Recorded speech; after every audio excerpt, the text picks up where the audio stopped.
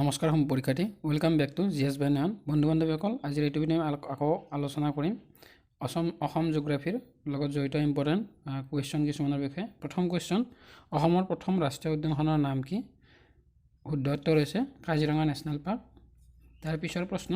অসমৰ অৰণ্যত কোনবিধ গছ অত্যাধিকভাৱে পোৱা যায় উত্তৰ হৈছে শাল গছ তাৰ পিছৰ প্ৰশ্ন অসমৰ আটাইতকৈ ডাঙৰ তেল শোধনাগাৰটোৰ নাম কি ডাঙৰ তেল শোধনাগাৰটো হৈছে বঙাইগাঁও তেল শোধনাগাৰ চিৰাং ডিষ্ট্ৰিক্টত অৱস্থিত তাৰ পিছৰ প্ৰশ্ন অসমৰ আটাইতকৈ ডাঙৰ টিনপাত প্ৰস্তুত কৰা কাৰখানাটো ক'ত আছে উত্তৰ হৈছে আমিনগাঁও তাৰ পিছৰ প্ৰশ্ন ভাৰতৰ ভিতৰত দ্বিতীয় বৃহৎ তৈল ক্ষেত্ৰখনৰ নাম কি উত্তৰ নাহৰকটীয়া তেল ক্ষেত্ৰ তাৰ পিছৰ প্ৰশ্ন এছিয়াৰ ভিতৰত সকলোতকৈ ডাঙৰ চাহ গৱেষণা কেন্দ্ৰটো অসমৰ ক'ত অৱস্থিত উত্তৰ হৈছে টোকলাই অসমৰ কোনখন ৰাষ্ট্ৰীয় উদ্যানত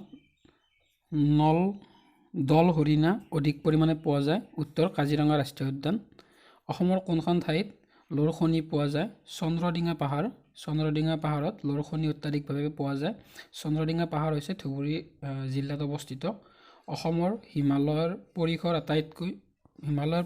আটাইতকৈ ওখ শৃংগটোৰ নাম কি উত্তৰ হৈছে নামচা বাৰৱা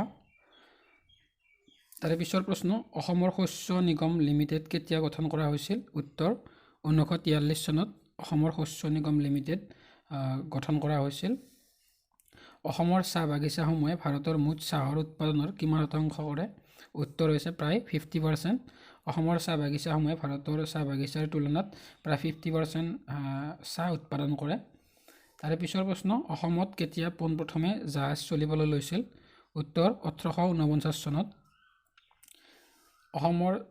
অসমৰ ক'ত বিশ্ব স্বাস্থ্য কেন্দ্ৰ অৱস্থিত উত্তৰ চাবুৱাত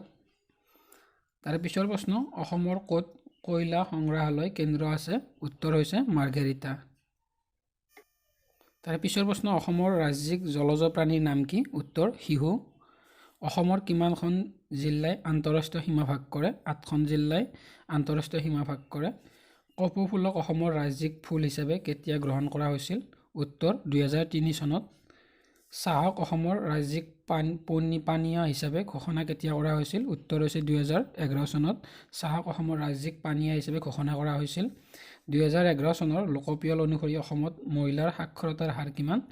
উত্তৰ 66.27% অসমৰ কোনটো লোকসভাৰ সমষ্টি এছচিৰ বাবে সংৰক্ষিত উত্তৰ হৈছে কৰিমগঞ্জ